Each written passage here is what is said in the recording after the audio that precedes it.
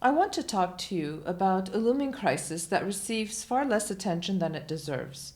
The mismanagement of the Ararat Artesian Basin, Armenia's largest groundwater reserve, and after Lake Sevan, its most critical freshwater resource. Hello, my name is Titizian, and welcome to It Has to Be Said.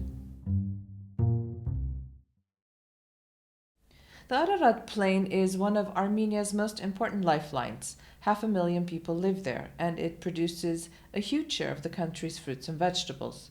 It's also semi-arid, already vulnerable to desertification, and yet for years this same plain has hosted the overwhelming majority of Armenia's fish farms. And that's the problem.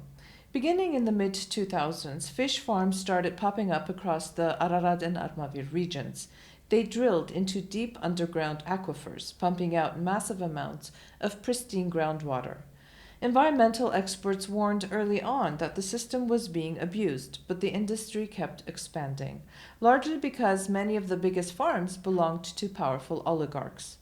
Oversight was almost non-existent, illegal wells multiplied, water meters were ignored, regulation was routinely violated. By the early 2010s, the signs of collapse were already visible. Artesian wells were drying up, springs disappeared, river flows weakened. Even the Medzamor nuclear power plant's cooling water supply was flagged as a risk. Yet governments considered fish farming a priority sector, and little changed. Only in recent years has the scale of the disaster become impossible to ignore. Officials now admit that the Ararat aquifer is being drained far faster than it can replenish. Some estimates warn that at the current pace, the basin could be critically depleted within years, not decades. And once that water is gone, it's gone forever.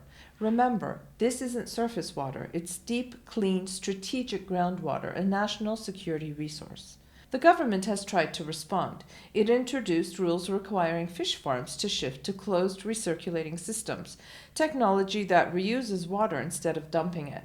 But enforcement lagged, the industry resisted, and lawsuits were filed to block the regulation, and that battle continues today. Facing that resistance, the government has now adjusted its approach. New amendments focus on strict water quotas tied to sustainable use, mandatory environmental assessments, and incentives for farms that voluntarily adopt modern systems. The goal is simple: cut extraction to a level the aquifer can actually survive. But there's a deeper question. Should Armenia be a major fish producer at all? Is this industry built on a finite and fragile resource worth the cost? And that is the real debate. Because what's at stake isn't just fish farms or business interests. It's drinking water, it's agriculture, it's the entire ecosystem of the Ararat Plain. It's the future of 3 million people. It has to be said.